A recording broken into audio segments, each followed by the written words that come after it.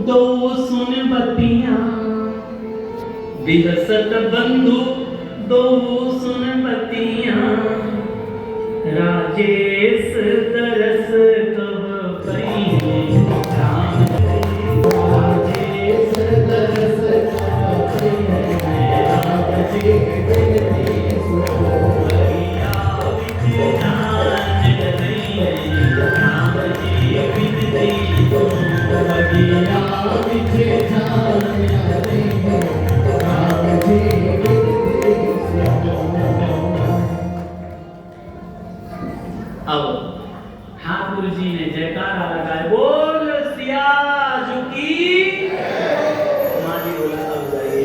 ठाकुर जी ने पुष्प चयन करने लगे। प्रसंग तो बड़े मधुर प्रसंग है लेकिन समय भी पूर्ण हो गया है। झांकी श्लोक की प्रतीक्षा कर रहे हैं तो संक्षिप्त में केवल स्मरण मात्र कर ले। समय कम है हम लोगों के पास। पुष्प वाटी गाते हैं चयन कर रहे हैं प्रभु। जानकी जी गौरी पूजन के लिए आई है। सखियों के संग एक सखी विलग हो गई थी। राम जी का दर्शन करके गई है। जानकी जी को बताई है। जानकी जी को लेके आई है और श्री राम जी और जानकी जी का प्रथम दर्शन हुआ। काको मैं चंदा कहूं और काको कहूं चकोर। दोनों के लिए चंदा है। दोनों के लिए चकोर बनी हुई है। युगल का दर्शन। इसके बाद सखियां लेके जानकी जी को गौरी मंदिर गई है।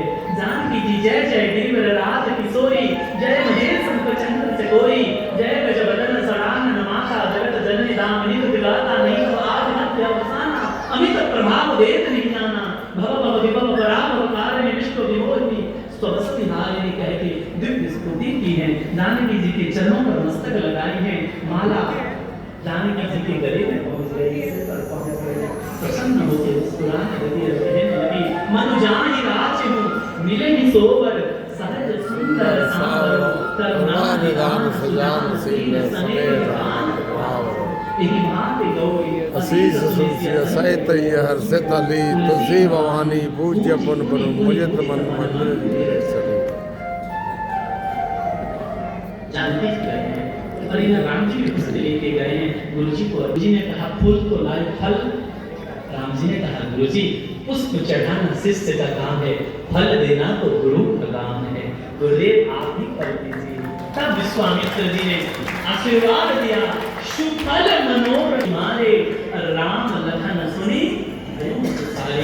नित्य कर्म पूजा पाठ से निवृत्त होकर विश्वामित्र राम लक्ष्मण को लेकर सभा में पहुंचे। राम लक्ष्मण को दर्शन करने के लिए भीड़ बढ़ गई। यथा योग्य उत्तम मध्यम नीच लघु निज निज तल अनुहारी स्थान दिया गया है। और इतने में जानकी जी आई है। जनक जी के बंदी गणों ने कहा कि जो इस सिद्ध धनुष को उठाकर प्रपंचा चढ़ाएगा उसके गले में जनक नंदिनी जानकी जयमाला डालेगी। सर्व को सुनकर राजा महाराजा सब उठकर शिव धनुष को उठाने लगे। उठाना तो दूर कोई हिला भी ना पाए। अंतिम में जब सब हार गए 10,000 राजा एक बार उठाने का प्रयास किया।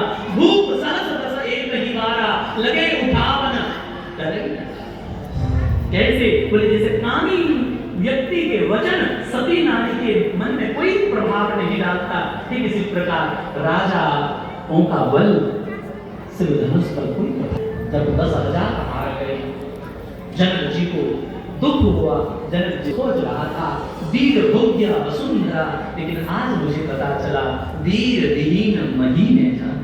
इस बात को सुनकर लक्ष्मण जी को क्रोध आया। लक्ष्मण जी ने तेज होकर कुछ कहा और राम जी ने नेत्र के इशारे से लक्ष्मण जी को बिठा दिया। तब विश्वामित्र जी ने कहा उठो राम धन्य हो भव चापा। इसीलिए नहीं क्योंकि अपना प्रभाव दिखाने के लिए राजाओं को नीचा दिखाने के लिए जानकी को विवाह करने के लिए ये नहीं कहा। बोले उठो राम धन्य हो तोड़ दो इस धनुष को। क्यों बोले मेरे तात जनक परितापा। जनक के मन में जो संताप है उस संताप को नष्ट करने के लिए तोड़ दो। क्यों संत कभी चिंता नहीं करता और संत के मन में चिंता आ जाए तो संत के चिन्ह भगवंत करते हैं। इसलिए तोड़ो इस गुरुदेव की आज्ञा पाकर प्रभु बढ़े हैं। धनुष को प्रणाम किए हैं। प्रदक्षिणा करने लगे। जानकी जी बार बार गौरी गणेश को बनाती है, इस पर पार्वती को बनाती है, शिव धनुष को बनाती है, हल्का हो जाओ जैसे मेरे प्रभु आपको उठा ले। अब प्रभु जानकी जी की विकलता को देखकर मन ही मन विचार किए, जब कृषि सूख जाएगा तब वर्षा होने से क्या फायदा। अब जानकी जी इतना विकल हो रही है, कहीं प्राण न त्याग दें, इसीलिए राम जी ने विलंब नहीं किया, प्रदक्षिणा किए हैं। लक्ष्मण